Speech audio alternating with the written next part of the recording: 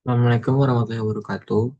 Perkenalkan nama saya Ardian Muhammad Andi Gifari dengan NPM 501731083 dari kelas Seismologi B. Di sini saya bakal menjelaskan terkait materi seismologi selama 1 semester ke belakang yang sudah saya pelajari dan sudah saya pahami. Berikut adalah outline-nya. Ada 4 outline utama. Yang pertama ada pendahuluan, yang kedua dasar getaran dan gelombang seismik, yang ketiga, dasar kegempaan. Dan yang keempat, seismologi untuk eksplorasi.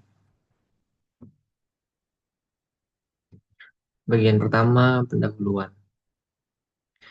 Dimulai dari pengertian seismologi, kalau dibedah dari katanya itu sendiri, seismo itu artinya gempa, logos itu artinya ilmu.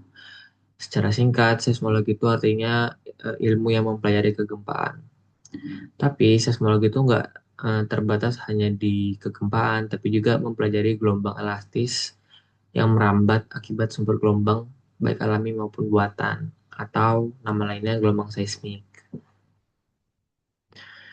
Ruang lingkup seismologi itu ada banyak. Itu ada buat sumber gempa bumi, itu buat perambatan gelombang, buat akuisisi dan perekaman, buat interpretasi, buat bahaya seismik dan rekayasanya, sama buat penerapan seismologinya.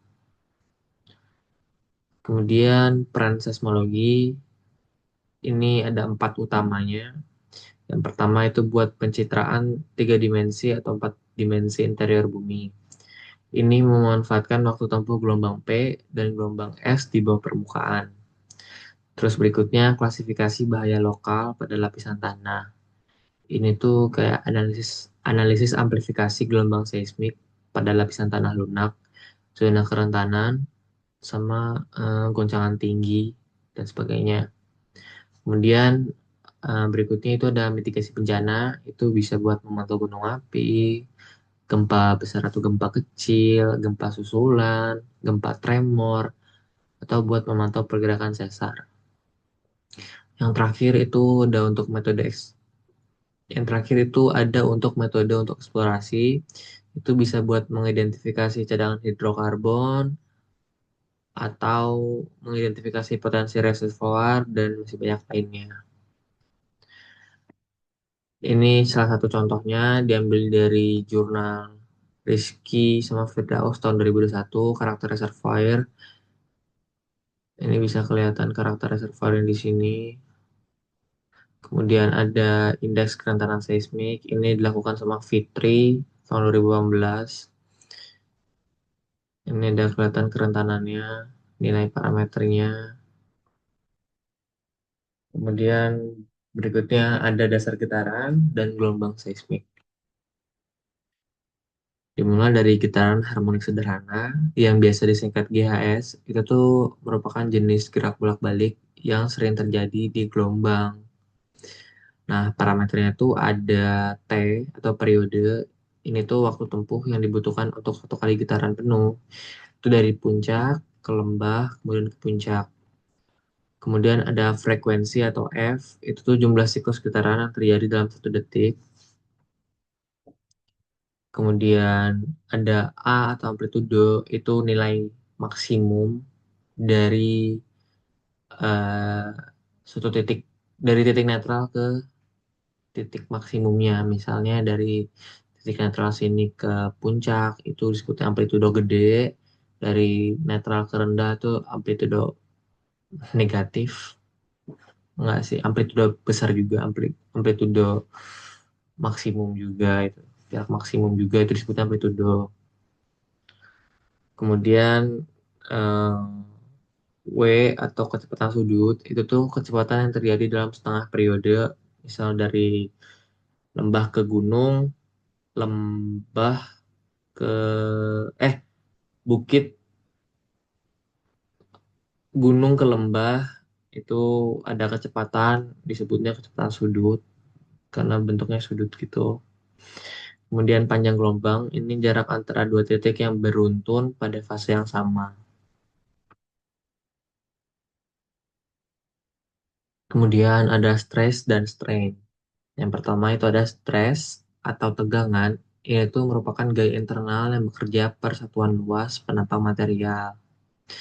Dirumuskan dalam persamaan F bagi A, di mana F adalah gaya internalnya itu sendiri sama A itu adalah luas penampang dari material.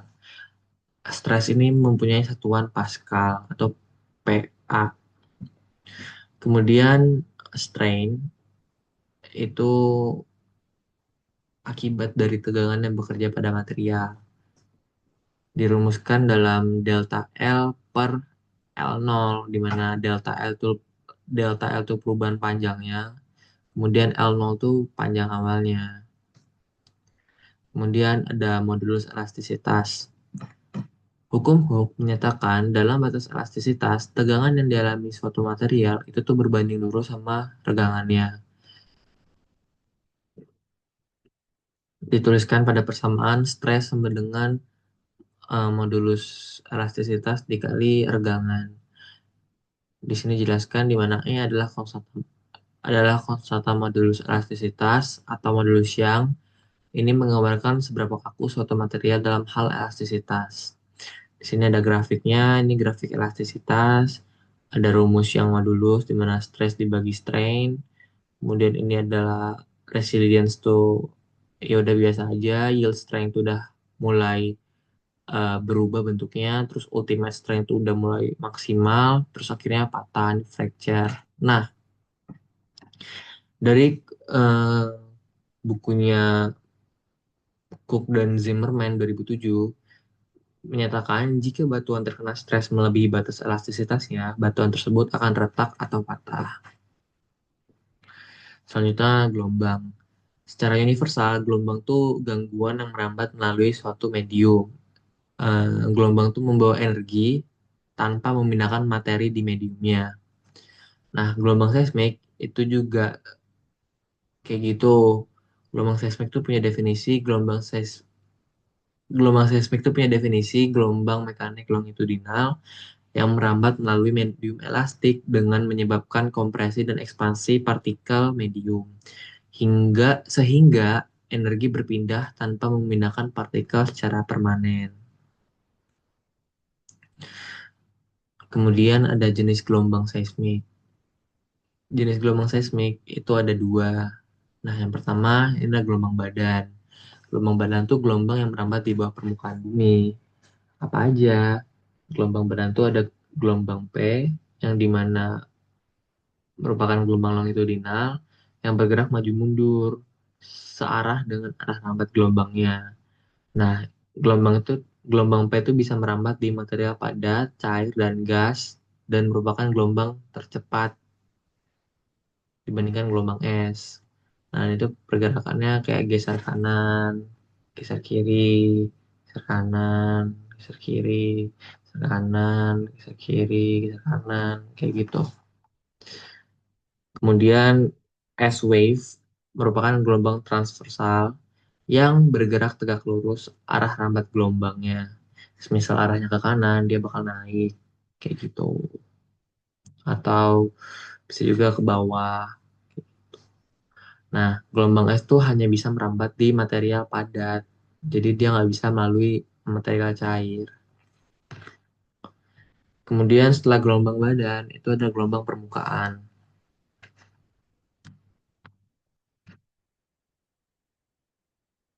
Gelombang permukaan itu tuh gelombang yang merambat di sepanjang batas permukaan material. Itu ada apa aja? Itu ada dua, ada low wave sama Rayleigh wave. Low wave itu gelombang transversal, mirip sama gelombang es, yang menyebabkan pergerakan horizontal di permukaannya juga tegak lurus terhadap arah rambatnya. Nah, kemudian berikutnya ada Rayleigh wave. Ini gelombang yang partikelnya bergerak dalam lintasan elips terbalik. Ini mirip sama gelombang air laut. Kemudian berikutnya ada kecepatan gelombang seismik. Kecepatan gelombang seismik itu tuh meningkat seiring dengan peningkatan nilai modulus elastisitas suatu material dan penurunan nilai densitas material. Nah, rumus kecepatan gelombang itu tuh ada untuk VP sama VS. Di mana VP ini tuh nilainya K tambah 4 per 3 kali modulus shear dibagi densitas. Lalu diakarkan total semuanya. Kemudian VS ini tuh akar dari modulus shear dibagi densitas. Di sini ada dari jurnalnya Berger tahun 1992. Bukan jurnal, paper, buku. Ya, sama aja lah. Pokoknya itu penelitian. Ini tuh Berger menyatakan nilai-nilai kecepatan gelombang P, bukan menyatakan, me- meneliti, di mana lapisan yang lapuk itu tuh punya kecepatan VP 200 sampai 900, soil itu 250 sampai 600, clay itu 1000 sampai 2500, sandstone itu 3000 sampai 4500, limestone itu 5500 sampai 6000, granit granit itu 5000 sampai 5100. Kemudian berikutnya masuk ke hukum Snellius. Ini tuh ketika gelombang merambat dari satu medium ke medium lain, medium lain dengan sifat elastisitas dari kedua medium itu berbeda, itu tuh sebagian energinya akan dipantulkan kembali atau refleksi, dan sebagian akan ditransmisikan ke medium berikutnya dengan sedikit adanya perubahan arah rambatnya. Ini seharusnya di sini tuh ada pantulannya tapi lupa dimasukin. Nah, ini tuh ada apa rumus dari Snell law-nya. Semisal mau cari kecepatan V1-nya itu tuh tinggal sin sin theta 2 kali N2 dibagi sin theta 1.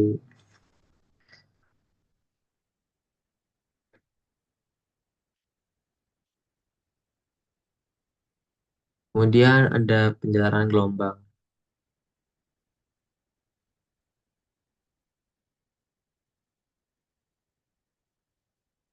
Penjelaran gelombang ini tuh ada dua jenisnya, dua bentuknya. Itu ada gelombang bidang sama gelombang bola. Nah, gelombang bidang itu diasumsikan bahwa gelombang memiliki permukaan muka gelombang yang berupa bidang datar. Kurang lebih kayak gini. Model ini cocok buat menggambarkan penjalaran gelombang pada jarak yang sangat jauh dari sumber gempa. Kemudian ada gelombang bola. Ini bentuknya kayak gini. Ini mirip sama asas Fermat. Dan di penjalaran berbentuk gelombang bola, diasumsikan bahwa gelombang menjalar secara radial ke segala arah dari sumbernya. Model ini cocok buat menggambarkan penjalaran gelombang pada jarak yang relatif dekat dari sumber gempa. Kemudian atenuasi gelombang. Eh, Atenuasi gelombang itu terbagi jadi dua. Yang pertama ada atenuasi geometris. Atenuasi geometris itu penurunan penurunan amplitudo karena energi gelombang itu tuh menyebar ke area yang lebih luas. Ini tuh linear dengan jarak penjalarannya. Semakin besar jarak penjalarannya, maka eh, amplitudo dari gelombang itu bakal teratenuasi karena energinya berkurang. Kemudian berikutnya ada atenuasi intrinsik. Atenuasi intrinsik itu penurunan amplitudo karena energi gelombang itu diserap oleh medium itu sendiri, dan eh, gelombang yang energi yang terserap ini, amplitudo yang terserap ini itu tuh bakal berubah dikonversikan menjadi panas. Nah, seberapa besar gelombang terserap atau energi itu terserap atau amplitudo itu terserap, seberapa banyaknya itu tuh dirumuskan atau disebut dengan parameter faktor Q. Nah, jika suatu medium itu punya nilai Q yang tinggi, artinya gelombang tuh hampir nggak teratenuasi. Sebaliknya, jika nilai Q-nya tuh rendah, itu artinya gelombang bakal bakal mudah atau bakal banyak teratenuasi. Kemudian dispersi gelombang permukaan. Dari definisi, dispersi itu fenomena di mana kecepatan gelombang permukaan itu bergantung pada besar frekuensinya. Nah, kenapa bisa terjadi? Nah, hal itu tuh bisa terjadi karena gelombang permukaan dengan frekuensi tinggi punya kedalaman penetrasi yang lebih dangkal, sehingga eh, itu tuh dipengaruhi sama sifat-sifat material di dekat permukaan. Kemudian gelombang frekuensi rendah itu tuh menembus penetrasi yang lebih dalam, sehingga dipengaruhi oleh sifat-sifat material di kedalaman yang dalam juga. Kemudian dasar kegempaan.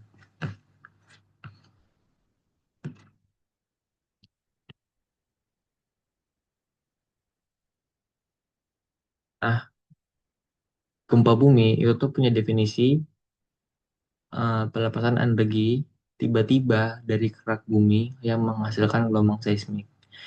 Dan proses gempa bumi ini dijelaskan di teori elastic rebound. Di teori menyatakan bahwa kerak bumi di sepanjang sesar itu tuh mengalami deformasi secara perlahan. Itu akibat dari pergerakan lempeng tektonik.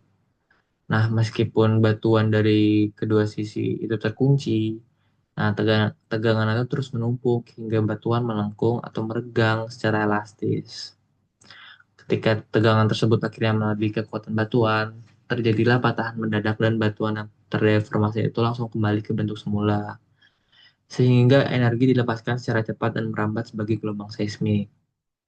Ada contoh dari sini, di mana ini gelombang, salah, ini papan, original positionnya, ini faultnya, ini patahannya. Semisal semisal ada pergerakan lempeng tektonik, dia tuh bakal pertama tuh dia bakal kayak saling terkunci kan awalnya. Terus itu kayak ada tekanan, mereka mulai ngelantur, elastis lah elastis. Karena tekanannya semakin banyak, semakin gede, itu tuh mereka mulai menggeser.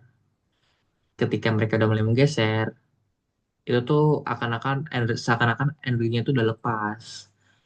Dan karena energinya udah lepas, mereka berubah dari yang bentuknya elastis kayak gini jadi kotak lagi seperti awal. Tapi dengan konteks ini tuh udah mengalami pergeseran. Rocks rebound to original undeformed shape, tapi udah bergeser. Kemudian jenis gempa bumi. Jenis gempa bumi itu sebenarnya ada empat, tapi saya lupa masukin satunya lagi. Dimulai dari yang lupa saya masukin dulu, itu ada gempa induksi, di mana gempa itu tuh terjadi akibat aktivitas manusia. Itu kayak misalnya alat berat, ataupun alat berat sih, mostly alat berat ya. Kemudian berikutnya gempa tektonik. Nah, gempa tektonik itu ada ilustrasinya kayak gini. Ini tuh terjadi akibat pergerakan lempeng tektonik di sepanjang sesar. Ini ada sesar, nanti ada pergerakan lempeng tektoniknya di sini. Kemudian gempa vulkanik. Nah, gempa vulkanik itu ada ilustrasinya kayak gini. Ini terjadi karena pergerakan magma, pergerakan magma, gas atau fluida panas di bawah permukaan gunung berapi. Nah, gempa vulkanik itu biasanya berskala kecil dan sering menjadi salah satu indikasi awal awal letusan gunung berapi. Nah, makanya kenapa seismik itu bisa dipakai buat monitoring vulkanik, monitoring gunung berapi. Kemudian yang terakhir itu ada gempa reruntuhan. Gempa ini tuh terjadi ketika runtuhnya gua bawah tanah atau tambang yang menyebabkan getaran lokal. Kemudian ada distribusi dan zona gempa. Dimulai dari seismisitas, itu adalah frekuensi, jenis, dan ukuran gempa bumi di suatu wilayah. Distribusi gempa bumi sebagian besar terjadi di zona-zona sempit yang mengikuti batas lempeng tektonik. Tiga batas lempeng tektonik utama yang paling sering dibicarakan lah itu ada batas lempeng konvergen di mana kedua lempeng itu saling mendekat, Sehingga itu tuh bisa menyebabkan subduksi di mana satu lempeng tektonik itu tuh menunjam ke bawah lempeng lainnya. Nah, dari gerakan tubrukan ini dan salah satunya menunjam ke bawah, itu energi yang terlibat tuh besar banget. Gesekan yang terjadi itu juga sangat besar. Nah, ini tuh menyebabkan gempa bumi yang kegolongnya paling-paling kuat banget. Contohnya tuh ada di cincin api Pasifik. Kemudian batas lempeng divergen. Batas lempeng divergen tuh kedua lempeng itu saling jauh. Jadi anggapannya gesekannya tuh kecil karena yang gerak tuh mungkin cuma ekornya kayak kayak gini set tuh kayak ada pergerakan dari ekornya doang gitu. Nah, itu biasanya tuh gempanya dangkal sama eh, getarannya kecil. Itu contohnya di MOR atau di lokasi detail tuh di Mid Atlantic Ridge. Kemudian ada batas lempeng transform. Nah, di batas lempeng ini, kedua lempeng itu bergerak secara horizontal satu sama lain. Jadi kayak ketemu doang gitu kayak, hey, hey, kayak gitu. Nah, gesekan di sepanjang sesar ini itu tuh juga bisa menghasilkan gempa bumi yang kuat. Contohnya tuh ada di sesar San Andreas di California. Kemudian ada struktur sesar. Dimulai dari definisi dulu, sesar tuh retakan pada kerak bumi, di mana ada pergerakan relatif relatif dari batuan di kedua sisi retakan tersebut. Sesar tuh umumnya ada tiga ya, ada lima, ada empat, yaitu yang pertama sesar normal. Ini tuh terjadi ketika hanging wall bergerak turun relatif terhadap foot wall, kayak gini. Ini hanging wall turun gitu. Sesar naik terjadi ketika hanging wall bergerak naik relatif terhadap foot wall. Ini kayak gini. Naik. Naik kayak gitu. Nah, sesar strike slip ini tuh terjadi ketika dua lempeng bergeser secara horizontal satu sama lain. Kayak gini, atau gini. Nah, ini tuh diklasifikasikan sebagai dextral atau sinistral. Ini tuh dilihat dari point of view kitanya aja. Semisal yang bergerak ke arah kita tuh yang kanan, itu dextral. Kalau yang gerak tuh yang kiri, berarti itu sinistral. Kemudian ada parameter gempa. Eh, parameter gen, parameter gempa itu digunakan buat mendeskripsikan gempa itu sendiri.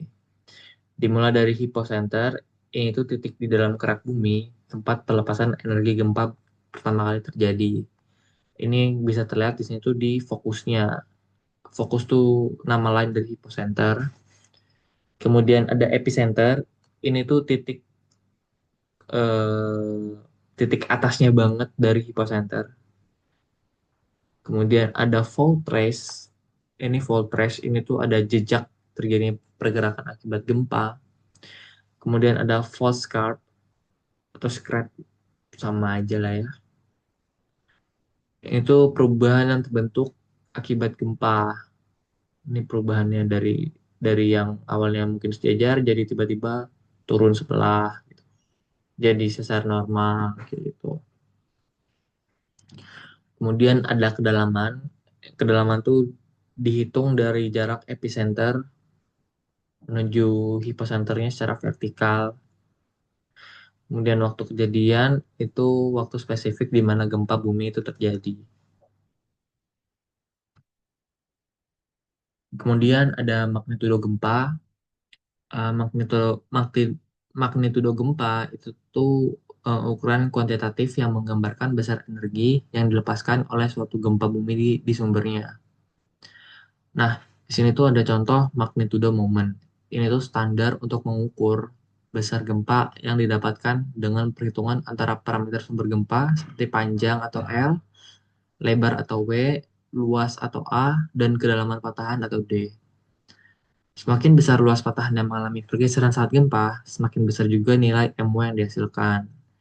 Ini yang ngebahas magnitudo moment ini itu ada di referensi dari papernya Ayudhya sama Prastowo 2020.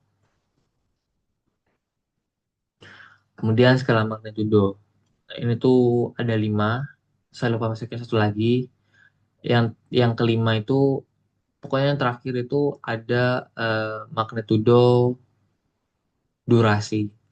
Ini tuh periodenya 1 detik doang dan ini tuh kecil banget, nggak kelihatan. Jadi kayak eh, kayaknya ambient noise kegolongnya kayak gitu. Nah, terus berikutnya ada magnitudo moment. Ini yang umum dipakai sekarang sebagai standar. Skalanya MW, dihitung dari seismic moment atau MO atau M0, yaitu besar slip sesar dikalikan luas bidang sesar dan modulus Youngnya atau modulus elastisitasnya. Kemudian magnitudo lokal itu menggunakan skala Richter. Ini umum di Indonesia kayaknya, ya. Soalnya sering dengar.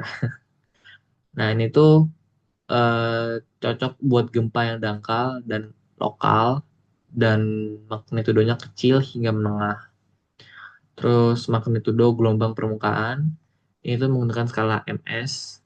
Itu dihitung dari amplitudo gelombang permukaan, terutama gelombang Lely, pada periode 20 detik. Kemudian magnitudo gelombang badan itu menggunakan skala MB, dihitung dari amplitudo gelombang badan, khususnya gelombang P dengan periode 1 detik.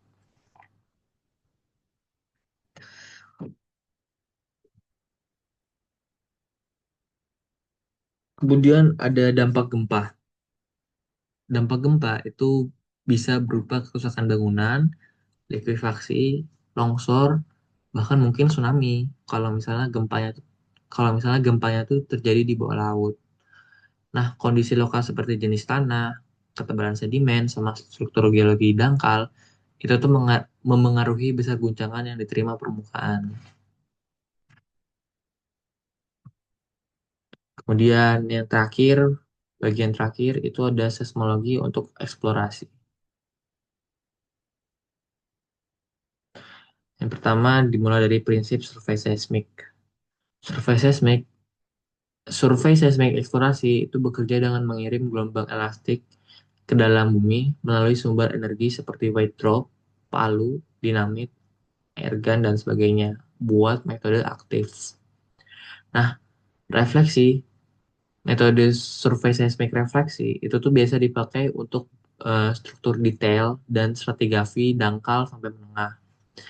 Sedangkan refraksi itu untuk memetakan kecepatan lapisan, ketebalan besar, serta struktur dalam seperti basement. Ini ada contoh refleksi, ini dangkal. Terus ini ada contoh refraksi, ini kegolongnya lumayan dalam dibandingkan refleksi. Kemudian berikutnya ada geometri getter. Dimulai dari common shape getter. Ada ilustrasinya. Di mana trace itu tuh berasal dari satu SP atau source point yang sama dengan receiver yang berjumlah lebih dari satu. Jadi short short source point-nya tuh kayak tempat kita mukul atau weight drop teng gitu. Itu bakal terhubung ke banyak geophone. Bukan terhubung, bakal diterima oleh banyak receiver. Kemudian common receiver getter. Ini kebalikan dari common shot di mana satu doang receivernya yang menerima dari banyaknya source point. Ini sekumpulan trace yang dihasilkan oleh banyak sumber dan direkam oleh receiver satu doang. Gitu. Kemudian ada common offset getter, itu di mana geometri sinyal setiap detik reflektor masing-masing direkam oleh satu trace dengan offset yang sama. Misalnya dari sini mantul ke sini, dari sini mantul ke sini, kayak satu ke satu, dua ke dua, tiga ke tiga, empat ke empat, lima ke lima, enam ke enam gitu. Ini common offset getter. Berikutnya ada common midpoint getter. Ini tuh trace seismic yang memiliki titik tengah atau midpoint yang sama. Nah, eh, common midpoint ini atau CMP itu tuh bisa meningkatkan kekuatan gelombang shear wave yang terpantulkan, tercermin ya. Nih, dari sini pantulannya sama ke sini, nanti diterima sama yang sini. Yang ini dipantulkan diterima sama yang ini diterima sama yang ini, dipantulkan dulu baru diterima sama yang ini, kayak gitu. Kemudian berikutnya ada deep common depth point gather. Common common depth point gather itu tuh punya konsep yang sama kayak CMP, tapi bedanya CDP ini tuh difokuskan pada titik kedalaman tertentu. Contohnya ada di kayak gini, sama-sama dipantulkan di titik tengah, tapi ada dipping reflektornya, jadi kayak dia miring gitu, nggak sejajar lurus, kayak gitu. Kemudian berikutnya ada koreksi NMO atau koreksi eh, normal move out. Jadi karena source karena source dan receiver tidak berada di tempat karena source dan receiver tidak berada tepat di atas titik refleksi, gelombang melewati jarak miring atau offset itu membuat time arrival menjadi lebih lambat dibandingkan trace zero offset.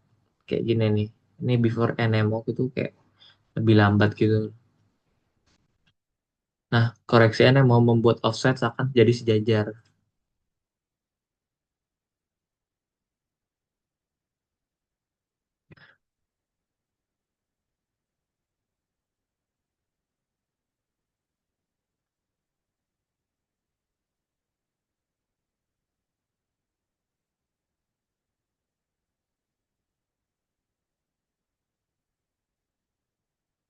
Oh, ini gabungan ya. Nah, eh di sini jelasin juga. Ini, aduh, lupa digabung. Ini pernah sama nih. Jadi perjalanan perjalanan miring ini membuat waktu tiba gelombang pada trace beroffset lebih lambat dibandingkan trace zero offset. Keterlambatan ini dikenal sebagai normal move out atau NMO dan bentuknya muncul sebagai kurva hiperbola pada panel seismik. Koreksi NMO dilakukan untuk meneruskan hiperbola tersebut menjadi reflektor horizontal sehingga trace-trace dalam satu CMP dapat ditumpuk. Ini seakan-akan sama nih horizontal. Setelah koreksi NMO itu ada staking. Nah, itu menjumlahkan semua trace dan kemudian membaginya dengan jumlah trace yang ada. Proses ini memperkuat sinyal yang konsisten antara trace dan meredam noise acak, sehingga menghasilkan peningkatan sinyal to noise ratio yang baik. Ini kayak dari sini ke sini, sini, sini, digabung jadi gini. Ini meminimkan noise. Kemudian yang terakhir itu migrasi. Ini digunakan buat memindahkan kembali energi refleksi ke posisi asalnya, sehingga penampang yang dihasilkan merepresentasikan geometri sesungguhnya dari struktur bawah permukaan. Proses ini memperbaiki berbagai distorsi seperti kesalahan posisi horizontal reflektor miring, bentuk lipatan anticline atau sinkron yang salah, penyebaran energi difraksi, serta ketidakaturan posisi sesar. Jadi kalau dianggapnya itu metode lain tuh ada koreksi latitude atau koreksi ketinggian. Nah, ini juga sama. Ini karena karena apa namanya? Ada dipping layer gitu.